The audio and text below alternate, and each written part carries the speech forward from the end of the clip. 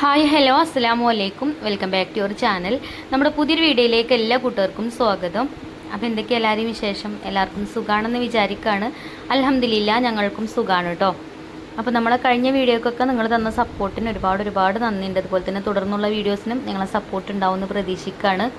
അപ്പോൾ നമ്മളിവിടുത്തെ അവസ്ഥ നല്ല മഴയാണ് കേട്ടോ. മഴയും അതേപോലെ ഞാൻ ഈ വീഡിയോ എടുക്കണമെന്ന് നല്ല ചുഴലിക്കാറ്റും കാര്യങ്ങളൊക്കെ ഉണ്ടായിട്ടുണ്ടായിന് കേട്ടോ. അപ്പോൾ വീടിൻ്റെ അടുത്ത പ്രദേശങ്ങളിലൊക്കെ പിന്നെ ഈ ചുഴലിക്കാറ്റ് അടിച്ചിട്ട് മരങ്ങളൊക്കെ വീണ് റോഡൊക്കെ ബ്ലോക്കായി കറണ്ടൊന്നും ഇല്ലേനിട്ട് ഞങ്ങൾക്ക് 2 ദിവസം കഴിഞ്ഞിട്ടാണ് ഞങ്ങൾക്ക് കറണ്ടൊക്കെ വന്നിട്ടുണ്ടായിരുന്നത്. പിന്നെ അതുപോലെ തന്നെ പുഴയൊക്കെ നിറഞ്ഞൊഴുകാൻ തുടങ്ങിയിട്ടുണ്ട് കേട്ടോ. അപ്പോൾ വെള്ളപ്പൊക്കമൊന്നും ഇല്ലാതെ നിൽക്കട്ടെ, എല്ലാവരും ദുആയിൽ ഉൾപ്പെടുത്തുക. പിന്നെ നിങ്ങളെ നാട്ടിലത്തെ അവസ്ഥയൊക്കെ എന്താണെന്ന് ചോദിച്ചിട്ട് ഞാൻ അതിൻ്റെ മുന്നിട്ട വീഡിയോയിൽ പറഞ്ഞിട്ടുണ്ടായിന്. അപ്പോൾ കുറേ ആൾക്കാർ കമൻറ്റൊക്കെ ചെയ്തിട്ടുണ്ടായിന് അവിടെ ഒന്നും മഴയില്ല എന്നൊക്കെ പറഞ്ഞിട്ട്. അപ്പോൾ നമ്മളിവിടുത്തെ അവസ്ഥ ഇപ്പോൾ ഇതാണ് കേട്ടോ. ഇത് ഞാൻ 2 ദിവസം മുന്നെടുത്ത വീഡിയോ ആണ്, ഇന്നലെ വരേണ്ട വീഡിയോ ആണ്. പക്ഷേ ഇന്നലെ എനിക്ക് വീഡിയോ ഇടാൻ പറ്റിയില്ല. അപ്പോൾ അതെന്താണെന്ന് ഞാൻ പറയാം. പിന്നെ ഞാൻ ഇന്നിപ്പോൾ ബീഫ് ബിരിയാണി ആട്ടോ ഉണ്ടാക്കുന്നത്. എന്നോട് കുറേ കൂട്ടുകാർ കമൻറ്റ് ബോക്സിൽ ചോദിച്ചിട്ടുണ്ട്, നിങ്ങൾ 1 കിലോ ബീഫ് ബിരിയാണീൻ്റെ റെസിപ്പി അതേപോലെ 1 കിലോ ചിക്കൻ ബിരിയാണീൻ്റെ റെസിപ്പിയൊക്കെ കാണിക്കൊണ്ടെന്ന് പറഞ്ഞിട്ട്. അപ്പോൾ നമ്മൾ 1 കിലോ ബീഫ് ബിരിയാണി ആട്ടോ ഉണ്ടാക്കുന്നത്. അപ്പോൾ ബീഫ് 1 കിലോ തന്നെയാണ് എടുത്തിട്ടുള്ളത്. അപ്പോൾ ബീഫ് നല്ലോണം കഴുകി വെള്ളമൊക്കെ ചോർന്നതിന് ശേഷം ഞാൻ കുക്കറിൽ ഇട്ട് കൊടുത്തിട്ടുണ്ട്. നമുക്ക് കുക്കറിലിട്ടാണ്ട് ഒന്ന് വേവിച്ചെടുക്കാം. പിന്നെ അതിലേക്ക് ആവശ്യത്തിനുള്ള ഉപ്പും അതേപോലെ തന്നെ മഞ്ഞൾപ്പൊടി കറിവേപ്പിൻ്റെ ഇല ഇട്ടിട്ട് കൈ കൊണ്ട് നല്ലോണം ഒന്ന് തിരുമ്മി കുഴച്ചെടുത്തിട്ട് വേവിച്ചെടുക്കാം കേട്ടോ. പിന്നെ വെള്ളമൊന്നും ഒഴിച്ചു കൊടുക്കേണ്ട ആവശ്യമില്ല. നമ്മൾ ഈ ബീഫ് വേവാനുള്ള വെള്ളം ഇത് തന്നെ ഉണ്ടാവും. വെള്ളം പൊടിഞ്ഞ് വരും ബീഫിൽ. പിന്നെ ഇങ്ങനെ തിളച്ച് ചിന്തി പുറത്തേക്ക് വരാൻ തുടങ്ങും കേട്ടോ. കുറച്ച് അധികമൊക്കെ ബീഫുണ്ട്, ചെറിയ കുക്കറൊക്കെ ആണെന്നുണ്ടെങ്കിൽ. അപ്പോൾ അങ്ങനെ കുറച്ച് അധികമൊക്കെ ബീഫൊക്കെ ഉണ്ടെങ്കിൽ ഞാൻ അങ്ങനെ കുക്കറിൽ വേവിക്കലില്ല. എൻ്റെ അടുത്തുള്ള ഏറ്റവും വലിയ കുക്കർ ഇതാണ് കേട്ടോ. ഇതിലേറെ വലിയ കുക്കറില്ല. പിന്നെ അങ്ങനെ ചെറിയ കുക്കറിൽ കുറേ അധികം ഇട്ടുകൊണ്ട് വേവിക്കുമ്പോഴേ അതിൻ്റെ ആ ഒരു നെയ്യും കാര്യങ്ങളൊക്കെ പുറത്തേക്ക് പോകും. അപ്പോൾ നമുക്ക് നമ്മൾ വിചാരിച്ച പോലെയുള്ള ടേസ്റ്റ് ബീഫിന് കിട്ടൂല. ഒക്കെ തിളച്ച് ചിന്തി പോവല്ലേ. അപ്പോൾ വിറകടുപ്പത്ത് വേവിക്കൂട്ടോ. അങ്ങനെയൊക്കെ ആകുമ്പോൾ ഇത് പിന്നെ 1 കിലോനല്ലേ ഉള്ളൂ. അപ്പോൾ അങ്ങനെ വെച്ചു.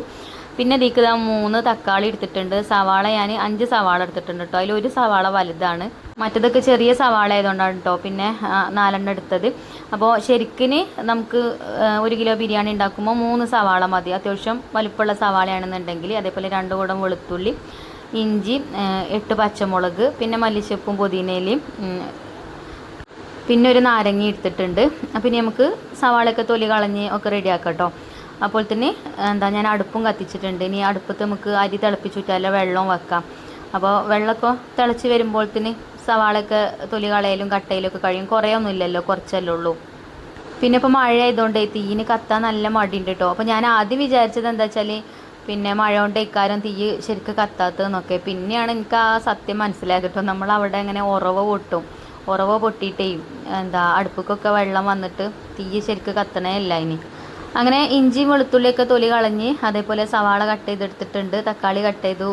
ഇഞ്ചി വെളുത്തുള്ളിയൊന്നും ചതച്ചെടുക്കാൻ നമുക്ക് മിക്സൊന്നും ഉപയോഗിക്കാൻ പറ്റില്ല, കറണ്ട് ഇല്ലാത്തതുകൊണ്ട്. അപ്പോൾ ഞാൻ ഇടിക്കല്ലിൽ ഇട്ടുകൊണ്ട് അങ്ങനെ ചതച്ചെടുക്കുക കേട്ടോ ചെയ്തത്. സവാള പിന്നെ ഒക്കെ കട്ട് ചെയ്ത് വെച്ചിട്ടുണ്ട്. സവാള പാവോട്ടോ കട്ട് ചെയ്ത് തന്നത്. അതാണ് നല്ല സ്ലൈസായിട്ട് കട്ട് ചെയ്തിരിക്കുന്നത്. ഞാൻ കട്ട് ചെയ്യുമ്പോൾ കുറച്ചും കൂടിയൊക്കെ കട്ടി ഉണ്ടാവും. ഇപ്പോൾ പിന്നെ ഞാൻ ഹൈ ഫ്ലെയിമിലിട്ടിട്ട് 4 വിസിലും അടുപ്പിക്കും, ലോ ഫ്ലെയിമിലിട്ടിട്ട് 2 വിസിലും അടുപ്പിക്കും കേട്ടോ. എന്നിട്ട് പിന്നെ ഫ്ലെയിം ഓഫ് ആക്കും. പിന്നെ ആ ഒരു പ്രഷറൊക്കെ പോയി കഴിഞ്ഞതിന് ശേഷം നമ്മൾ ബീഫ് തുറന്ന് നോക്കുമ്പോൾ പാകത്തിന് വെന്തിട്ടുണ്ടാവും. എല്ലാ കുക്കറും ഒരേപോലെ ആവില്ല കേട്ടോ. എൻ്റെ കുക്കറിൽ അങ്ങനെയാണ് ഞാൻ ബീഫ് വേവിക്കൽ. പിന്നെ ചില ബീഫൊക്കെ നല്ല മൂപ്പുള്ള ബീഫൊക്കെ ആണെങ്കിൽ ചിലപ്പോൾ ഇതിലേറെ വേവ് ഉണ്ടാവും. അതേപോലെ ഇളയ ബീഫാണെന്നുണ്ടെങ്കിൽ ഇത്ര വേവിൻ്റെ ആവശ്യം ഉണ്ടാവില്ല. അപ്പോൾ അതൊക്കെ നമ്മൾ നോക്കിയിട്ടൊക്കെ ചെയ്യുക. അപ്പോൾ അത് അപ്പുറത്തെ അടുപ്പത്ത് ഞാനൊരു കടായി വെച്ചേക്ക് വെളിച്ചെണ്ണ ഒഴിച്ചു കൊടുത്തു. ഇനി നമുക്ക് മസാല ഉണ്ടാക്കാനുള്ള സവാള ഞാൻ അതിലേക്ക് ഇട്ട് കൊടുത്തിട്ടുണ്ട്. കുറച്ച് സവാള അവിടെ മാറ്റി വെച്ചിട്ടുണ്ട് കേട്ടോ. നമുക്ക് ബിരിയാണി ഇങ്ങനെ ദം ചെയ്തെടുക്കുന്ന സമയത്ത് സവാള പൊരിച്ചത് ചേർക്കൂലേ, സവാള പൊരിച്ചെടുക്കാൻ വേണ്ടിയിട്ട് കേട്ടോ. അണ്ടിപ്പരിപ്പ് മുന്തിരിയൊക്കെ പൊരിച്ചെടുക്കൂലേ, അതിന് വേണ്ടിയിട്ട് കുറച്ചവിടെ മാറ്റി വെച്ചിട്ടുണ്ട്. ബാക്കിയുള്ളത് ഇതിലേക്ക് ഇട്ടിട്ട് വഴറ്റിയെടുക്കണം നമുക്ക് മസാലയ്ക്കുള്ളത്. സവാള നന്നായിട്ട് തന്നെ വഴറ്റിയെടുക്കണം കേട്ടോ. അപ്പോഴാണ് നമ്മളെ മസാലയ്ക്ക് നല്ല ടേസ്റ്റും ഉണ്ടാവുക. പിന്നെ നമ്മളെ ഈ ചാനലിൽ ഇപ്പോൾ നമ്മൾ കാറ്ററിങ്ങും കാര്യങ്ങളൊക്കെ ചെയ്യുന്നതുകൊണ്ട് അധികം ബിരിയാണിൻ്റെ റെസിപ്പീസ് ഉണ്ടാവും. ബീഫ് ബിരിയാണി ആണെങ്കിലും ചിക്കൻ ബിരിയാണി ആണെങ്കിലും ഒക്കെ. പക്ഷേ ഇങ്ങനെ 1 കിലോൻ്റെതൊക്കെ കുറവേക്കാറ് കേട്ടോ. അപ്പം സാധാ ഇപ്പോൾ ഒരു ഫാമിലിക്കൊക്കെ 1 കിലോ ബിരിയാണിയൊക്കെ വെക്കണം എന്നുണ്ടെങ്കിൽ കറക്റ്റായിട്ടുള്ള അളവും കാര്യങ്ങളൊക്കെ അറിയണമെങ്കിൽ ഈ ഒരു വീഡിയോ കണ്ടു നോക്കിയാൽ മതി. അപ്പോൾ ഇതാ നമ്മൾ ഇഞ്ചിയും വെളുത്തുള്ളിയും പച്ചമുളകും ചതച്ചതും ഒക്കെ അത് ഇട്ട് കൊടുത്തിട്ടുണ്ട് കേട്ടോ. സവാള വഴന്ന് വരാൻ തുടങ്ങിയപ്പോൾ 1 കിലോ ബിരിയാണിക്ക് ഒരു 7 8 പച്ചമുളക് കേട്ടോ വേണ്ടത്. പച്ചമുളകിൻ്റെ എണ്ണം ഞാൻ പറഞ്ഞതിനൊന്നും എനിക്ക് ഓർമ്മയില്ല. പിന്നെ ചില മുളക് നല്ല എരിവേക്കാരം, ചില മുളക് എരിവ് കുറവേക്കാരം. അപ്പോൾ ലാസ്റ്റ് ഇനി നോക്കിയിട്ട് നമുക്ക് വേണമെന്നുണ്ടെങ്കിൽ അപ്പോൾ ചേർക്കും ചെയ്യാം. അതേപോലെ ഇഞ്ചി എടുത്തത് നിങ്ങൾ കണ്ടല്ലോ, അതേപോലെ വെളുത്തുള്ളി ഇഞ്ചിനെക്കാട്ടിലും കുറച്ച് കൂടുതൽ വേണം കേട്ടോ, അപ്പോഴാണ് മസാലയ്ക്ക് കൂടുതൽ ടേസ്റ്റ് കിട്ടുക. പിന്നെ എന്താ തക്കാളി ഇട്ട് കൊടുത്തു, അതേപോലെ മല്ലിയിലൊക്കെ കട്ട് ചെയ്തതൊക്കെ ഇട്ട് കൊടുത്തിട്ടുണ്ട്. ഇനി ഒക്കെ നല്ല രീതിയിൽ തന്നെ ഒന്ന് വഴന്ന് കിട്ടട്ടെ. അപ്പോൾ വഴന്ന് വരാൻ വേണ്ടിയിട്ട് നല്ല രീതിയിൽ തന്നെ നമുക്ക് വഴറ്റിയെടുക്കാം. പിന്നെ അപ്പുറത്ത് ഞാൻ സവാള ഫ്രൈ ചെയ്യാൻ വേണ്ടിയിട്ട് വെച്ചിട്ടുണ്ട് കേട്ടോ, അപ്പുറത്ത് അടുപ്പത്ത്. പിന്നെ ഇതൊക്കെ ഇപ്പോൾ ആയിട്ടുണ്ട്. ഇനി നമുക്ക് ഇതിലേക്കുള്ള മസാലപ്പൊടികൾ ചേർക്കാം. അപ്പോൾ ഞാൻ അവിടെ 1 സ്പൂണ് കാശ്മീരി മുളക് പൊടി, 1 സ്പൂണ് മല്ലിപ്പൊടി, 1 സ്പൂണ് ജീരകം പൊടിച്ചത്, 1 സ്പൂണ് കുരുമുളക് പൊടി, പിന്നെ 1/2 ടീസ്പൂൺ മല്ലിപ്പൊടി, 2 സ്പൂണ് ബിരിയാണി മസാല, ഇത്രയും പൊടികളാട്ടോ ചേർത്ത് കൊടുത്തത്. പിന്നെ ഞാൻ ഉണ്ടാക്കുന്ന ബിരിയാണി മസാലയാണ് ഞാൻ യൂസ് ചെയ്യണമെന്നുണ്ടെങ്കിൽ പ്രത്യേകിച്ച് മുളക് പൊടി മല്ലിപ്പൊടി ഞാൻ വേറെ ചേർക്കാറില്ല. അത് പൊടിച്ചെടുക്കുമ്പോൾ ആ ഒരു സമയത്ത് നമ്മൾ ചേർക്കലുണ്ട്. അപ്പോൾ ഇത് ഞാൻ വേറൊരു പാക്കറ്റ് ബിരിയാണി മസാല ഇട്ടപ്പോൾ ഒന്ന് യൂസ് ചെയ്തത്, എൻ്റെ കയ്യിലില്ല ഇനിയും. ഞാൻ അപ്പോൾ അതുകൊണ്ടാണ് കുറച്ച് മല്ലിപ്പൊടി യൂസ് ചെയ്തത് കേട്ടോ. കാശ്മീരി മുളക് പൊടി പിന്നെ നമ്മൾ ചേർക്കലുണ്ട് മസാലക്ക് ചെറിയൊരു കളറൊക്കെ കിട്ടാൻ വേണ്ടിയിട്ട്. പിന്നെ ഇനിയിപ്പോൾ ചെറുനാരങ്ങൻ്റെ നീര് ചേർത്ത് കൊടുക്കുക. അപ്പോൾ ഒരു കിലോയ്ക്ക് 1 ചെറുനാരങ്ങ എടുത്താൽ മതി കേട്ടോ. പിന്നെ പുളി നോക്കിയിട്ട് വേണമെന്നുണ്ടെങ്കിൽ നമുക്ക് ചേർക്കാം. ഇനി നമ്മൾ തൈരും കൂടെ ചേർക്കണുണ്ടല്ലോ. അപ്പോൾ നല്ല നീരുള്ള നാരങ്ങ കേട്ടോ, അപ്പോൾ 1 നാരങ്ങ തന്നെ മതി. അങ്ങനെ നാരങ്ങയൊക്കെ പിഴിഞ്ഞൊഴിച്ച് കൊടുത്തിട്ടുണ്ട്. എന്നിട്ട് ഒന്നും കൂടെ മിക്സ് ചെയ്തെടുത്തതിന് ശേഷം ഇനി നമുക്കിതിലേക്ക് തൈര് ചേർത്ത് കൊടുക്കാം. തൈര് ഞാനിപ്പോൾ ഇവിടെ 1/4 കപ്പ് തൈരാട്ടോ കൊടുത്തിട്ടുണ്ട്. അതിനേത് ആ തൈര് നമുക്ക് ഒഴിച്ചിട്ട് മിക്സ് ചെയ്തെടുത്തിട്ട് പിന്നെ പുളി ഇല്ലയെന്ന് തോന്നുകയാണെങ്കിൽ ഇനി വേണമെങ്കിൽ കുറച്ചും കൂടെ ഒക്കെ ഒഴിച്ചു കൊടുക്കാം കേട്ടോ. അല്ലെങ്കിൽ കുറച്ച് സുർക്കയൊക്കെ ഒഴിച്ചു കൊടുത്താലും മതി, പിന്നെ തൈര് ഇല്ലയെന്നുണ്ടെങ്കിൽ. അപ്പം ഇതാട്ടോ തൈരൊക്കെ ഒഴിച്ചു കൊടുത്തത് നല്ലോണം മിക്സ് ചെയ്തെടുത്ത് ഇനി നമുക്ക് ലാസ്റ്റായിട്ട് മസാല ഒന്ന് ടേസ്റ്റ് ചെയ്ത് നോക്കാം. ഉപ്പുണ്ടോ എരിവുണ്ടോ പുളിയുണ്ടോ എന്നൊക്കെ നോക്കിയിട്ട് എന്തെങ്കിലും ഇല്ലെങ്കിൽ നമുക്ക് ആ ഒരു സമയത്ത് പിന്നെ ചേർത്താൽ മതി. കൂടുതലായി കഴിഞ്ഞാലാണ് പിന്നെ ഗതികേടാവുക. എരിവൊക്കെ കൂടിപ്പോയാൽ പിന്നെ നമുക്കൊന്നും ചെയ്യാൻ പറ്റില്ലല്ലോ. അതേപോലെ ഉപ്പ് കൂടിപ്പോവുക, എരിവ് കൂടിപ്പോവുക, പുളി കൂടിപ്പോവുക, അങ്ങനെയൊക്കെ ആകുമ്പം പിന്നെ ബുദ്ധിമുട്ടാണ്. പിന്നെ അതൊന്ന് റെഡിയായി കിട്ടണമെന്നുണ്ടെങ്കിൽ അപ്പോൾ ഒക്കെ കുറേശ്ശെ ചേർത്ത് വെക്കുക. ഫസ്റ്റ് കുക്കിംഗ് ഒക്കെ തുടങ്ങുന്ന ആൾക്കാരാണെന്നുണ്ടെങ്കിൽ. എന്നിട്ട് പിന്നെ വേണമെന്നുണ്ടെങ്കിൽ ആവശ്യമുണ്ടെങ്കിൽ പിന്നെ വീണ്ടും ചേർത്ത് കൊടുക്കുക. അങ്ങനെ ആകുമ്പോൾ പിന്നെ നമുക്ക് തന്നെ അറിയാം ഇത്ര മസാലയ്ക്ക് ഇത്ര പൊടികളാണ് ആവശ്യം എന്നുള്ളത് നമുക്ക് തന്നെ അങ്ങനെ സ്വാഭാവികമായിട്ട് അറിഞ്ഞു വരും. പിന്നെ വേവിച്ച് വെച്ച ബീഫ് അതിലേക്ക് ഇട്ട് കൊടുത്തിട്ടുണ്ട് കേട്ടോ. അപ്പോൾ കുറച്ച് വെള്ളമുണ്ട്, ആ വെള്ളത്തോട് കൂടിയിട്ട് തന്നെ അതിലേക്ക് ഇട്ട് കൊടുത്തിട്ടുണ്ട്. എന്നിട്ട് നല്ലോണം മിക്സ് ചെയ്തെടുത്തിട്ട് പിന്നെ നമുക്ക് ഫ്ലെയിം ഓഫാക്കി കൊടുക്കുക. ഇനി ദമ്മിൽ കടന്നിട്ട് വന്നോളും. അപ്പോൾ ബീഫ് ഇങ്ങനെ പാകത്തെ വേവിന് വേണം കേട്ടോ നമ്മൾ വേവിച്ചെടുക്കാൻ. അല്ലെങ്കിൽ ബീഫ് പൊട്ടി കഴിഞ്ഞാൽ പിന്നെ ദമ്മിടും കൂടെ ചെയ്യുമ്പോഴേ പറ്റങ്ങട്ട് പൊടിഞ്ഞോവും, അങ്ങനെ ആവരുത്. അപ്പോൾ നമുക്ക് വിളമ്പുമ്പോൾ ബീഫ് ശരിക്ക് കിട്ടൂല, അങ്ങനെ പൊടിഞ്ഞു പോവില്ലേ. അപ്പോൾ അങ്ങനെ കഷ്ണമായിട്ട് കിട്ടണമെന്നുണ്ടെങ്കിൽ പാകത്തെ വേവിനാവണം കേട്ടോ. പിന്നെ ആ ഒരു നേരമൊക്കെ ആയപ്പോൾ തന്നെ നമ്മൾ വെള്ളം വെച്ചിട്ടുണ്ടായിരുന്നല്ലോ, വെള്ളമൊക്കെ തിളച്ചിട്ടുണ്ട് കേട്ടോ. വെള്ളം തിളച്ചപ്പോൾ പിന്നെ അരിയൊക്കെ കഴുകി ഇട്ട് കൊടുക്കുന്നുണ്ട്. അരി ഞാൻ ഇതിൻ്റെ പേരിപ്പോൾ ഇന്ത്യ ഗേറ്റിൻ്റെ റൈസ് ആട്ടോ നമ്മൾ എടുത്തിട്ടുള്ളത്. ചിലപ്പം കൈമാ റൈസ് എടുക്കും. ഇതിപ്പോൾ എൻ്റെ അടുത്ത് ഉണ്ടായിന് അരി, ഇന്ത്യ ഗേറ്റിൻ്റെ അരി. അപ്പോൾ അതാട്ടോ ഞാൻ എടുത്തിട്ടുള്ളത്. നമ്മൾ കാറ്ററിംഗ് ഒക്കെ ഉണ്ടാകുമ്പോൾ ബിരിയാണിയൊക്കെ ഉണ്ടാക്കും. അപ്പോൾ വീട്ടിലേക്ക് ബിരിയാണി ഉണ്ടാക്കിയിട്ട് ഇപ്പോൾ കുറേ ദിവസം കഴിക്കണം കേട്ടോ. ബീഫ് ബിരിയാണി എല്ലാവർക്കും കഴിക്കാൻ പുതിയക്കണ് പറഞ്ഞപ്പോൾ അങ്ങനെ ഉണ്ടാക്കിയതാണ് ഞാനിന്ന്. അപ്പോൾ അങ്ങനെ മസാല സെറ്റായി, അരി നമ്മൾ ഇട്ട് കൊടുത്തു. ഇനി നമുക്ക് ദം ചെയ്തെടുക്കുന്ന പാത്രത്തേക്ക് മസാല ഇട്ട് കൊടുക്കുക. ഇതിപ്പോൾ 1 കിലോനല്ലേ ഉള്ളൂ. അപ്പോൾ മറ്റേ ചെമ്പൊന്നും ഞാൻ എടുത്തിട്ടില്ല കേട്ടോ. ചെറിയൊരു ചെമ്പ് വേറെ എടുത്തേക്കാണ്, അതിക്ക് ഇട്ട് കൊടുത്തേക്കാം കേട്ടോ. അപ്പോൾ ആ മസാലയ്ക്ക് ഈ ഒരു ചെമ്പൊക്കെ ഇട്ട് കൊടുത്തു, മിക്സ് ചെയ്തെടുത്ത്. പിന്നെ ഞാൻ ഒന്നും കൂടെ ടേസ്റ്റ് ചെയ്ത് നോക്കിയിട്ടോ. അപ്പോൾ എരിവ് കുറവുണ്ട്. അപ്പോൾ ബിരിയാണി ഉണ്ടാക്കുമ്പോൾ നമ്മളെപ്പോഴും പച്ചമുളകിൻ്റെ എരിവാവണം കൂടുതൽ മുന്നിട്ട് നിൽക്കേണ്ടത്. അല്ലാതെ നമ്മൾ മുളക് പൊടിയൊന്നും ചേർത്തിട്ടില്ലല്ലോ. കാശ്മീരി മുളക് പൊടി മസാലയ്ക്ക് കുറച്ചൊരു കളർ ഇട്ടാൻ വേണ്ടിയിട്ട് ചെറുതായിട്ടൊരു സ്പൂണല്ലേ ചേർത്തിട്ടുള്ളൂ. പിന്നെ ചേർത്തത് കുരുമുളക് പൊടിയാണ്. അതേപോലെ ഇഞ്ചിയും ഒക്കെ ചേർക്കുമ്പോൾ അങ്ങനെ അതിൻ്റെയൊക്കെ എരിവുണ്ടാവും. അതേപോലെ പച്ചമുളകിൻ്റെ എരിവ് തന്നെ ആവണം കേട്ടോ മുന്നിട്ട് നിൽക്കേണ്ടത്. അപ്പോൾ ഞാൻ 2 പച്ചമുളകും കൂടെ ചേർത്തിട്ടുണ്ട്. ഞാൻ നേരത്തെ നിങ്ങളോട് പറഞ്ഞില്ലേ 8 പച്ചമുളക് എന്ന്. അതാണ് ഞാൻ പറഞ്ഞത് എരിവിനനുസരിച്ചിട്ട് ചേർക്കുക എന്നുള്ളത്. അപ്പോൾ ഞാൻ ചേർത്ത പച്ചമുളക് എരിവ് കുറവേന്. പിന്നെ ആ ഉണ്ടമുളക് ഉണ്ടായിന് 2 എണ്ണം, അത് ഇട്ട് കൊടുത്തിട്ടോ. അങ്ങനെ മസാലയൊക്കെ റെഡിയായി. പിന്നെ ഞാൻ അരി നോക്കിയപ്പോൾ അരി ഊറ്റാനായിട്ടുണ്ട്. അങ്ങനെ അരിയൊക്കെ ഊറ്റിയിട്ട് കൊടുക്കുന്നുണ്ട്. ഇനി ഉള്ളിയൊക്കെ പൊരിച്ചെടുത്ത ആ ഒരു നെയ്യ് ആദ്യമേക്ക് ഇട്ട് കൊടുത്തു. പിന്നെ അണ്ടിപ്പരിപ്പ് മുന്തിരി സവാളയൊക്കെ ഫ്രൈ ചെയ്തത് അതിലേക്ക് ഞാൻ കുറച്ച് ബിരിയാണി മസാലയും കൂടെ ചേർത്ത് മിക്സ് ചെയ്തെടുത്തിട്ടുണ്ടായിന് കേട്ടോ. അതേപോലെ മല്ലിയിലയും ഒക്കെ ചേർത്ത് മിക്സ് ആക്കിയതാണ്. അതും ഇങ്ങനെ ലെയറായിട്ട് ചേർത്ത് കൊടുക്കാം. പിന്നെ RKGൻ്റെ നെയ്യ് ഇട്ട് കൊടുക്കുക.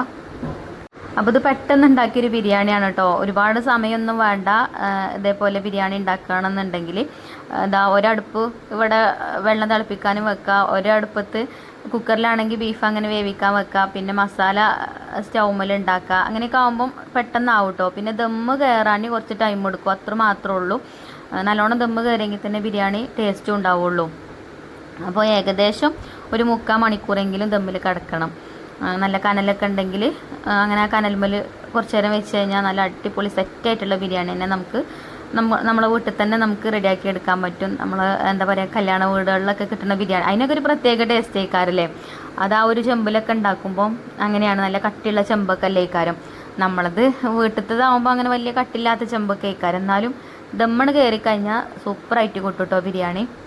അങ്ങനെ കേട്ടോ അരിയൊക്കെ ഞാൻ ഊറ്റിയിട്ട് കൊടുത്തു. ഇനി ഫോയിൽ പേപ്പർ വെച്ചിട്ട് നമുക്ക് അടച്ചു കൊടുക്കാം.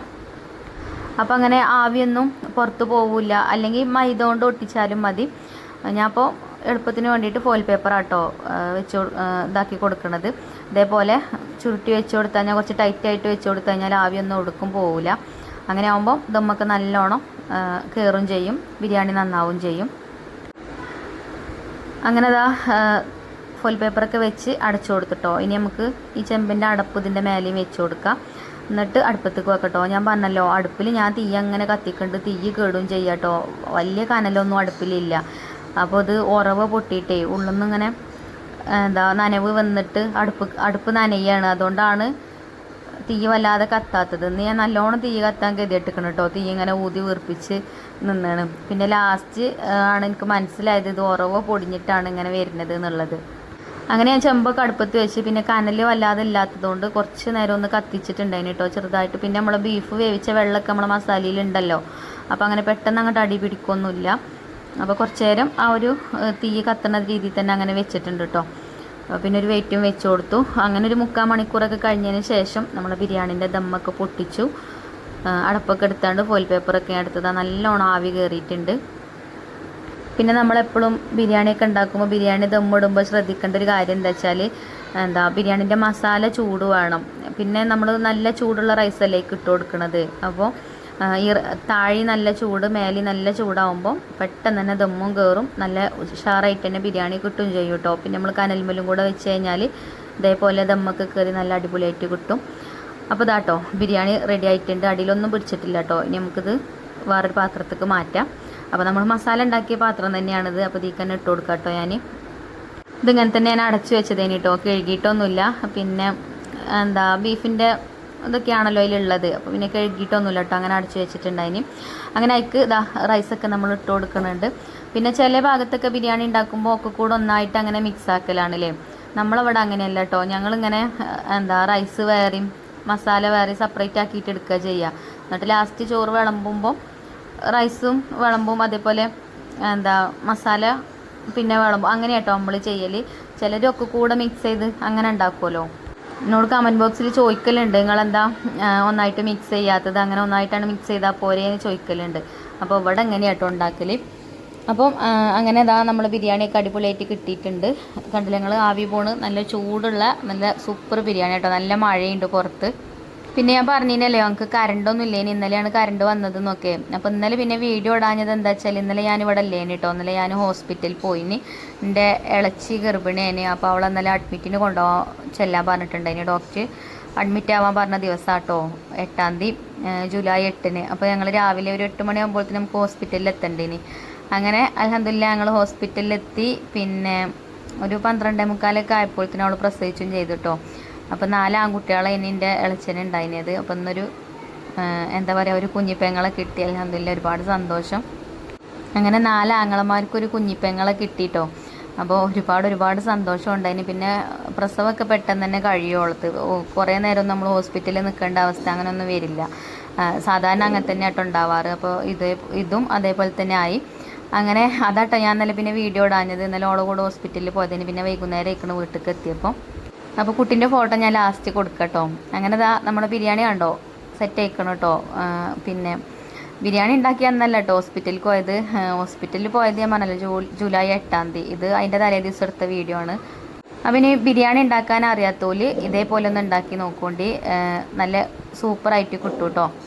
അപ്പോൾ ഇന്നത്തെ വീഡിയോ ഇത്ര തന്നെ ഉള്ളൂ. ഇനി ഇൻഷാല്ലാ നല്ലൊരു വീഡിയോ ആയിട്ട് നമുക്ക് നാളെ കാണാം. വീഡിയോ ഇഷ്ടമാണെന്നുണ്ടെങ്കിൽ ലൈക്കും ഷെയറും കമൻറ്റും ഒന്നും ചെയ്യാൻ മറക്കരുത്. അതേപോലെ തന്നെ നമ്മളെ കൈപ്പങ്ങച്ചാറിൻ്റെ റെസിപ്പി ഞാൻ നമ്മളെ സെക്കൻഡ് ചാനലിൽ ഇടുന്നുണ്ട്. അപ്പോൾ ആ വീഡിയോയും കണ്ട് സപ്പോർട്ട് ചെയ്യാം കേട്ടോ. അപ്പോൾ ഇനി ഇൻഷാല്ലാ നല്ലൊരു വീഡിയോ ആയിട്ട് വീണ്ടും കാണാം. Thank you. അപ്പോൾ ഇതാട്ടോ ഞങ്ങൾ കുഞ്ഞിപ്പെങ്ങൾ, 4 ആങ്ങളമാർക്കുള്ളൊരു കുഞ്ഞിപ്പെങ്ങളാണിത്. നല്ല ഉറക്കാണ്, ഒരലമ്പുമില്ല കേട്ടോ, കരച്ചിലും വീഴ്ചിലും ഒന്നുമില്ല. എന്താ പറയുക, നല്ല പാവം കുട്ടിയാണ്. അപ്പോൾ കുട്ടീനെ കണ്ടില്ല എല്ലാവരും. നിങ്ങൾക്ക് കാണാൻ വേണ്ടിയിട്ട് ചെറിയൊരു വീഡിയോ എടുത്താണ് കേട്ടോ. ഗവൺമെൻറ് ഹോസ്പിറ്റലാണ്, ക്യാമറ ഒന്നും ഉപയോഗിക്കാൻ പറ്റൂല.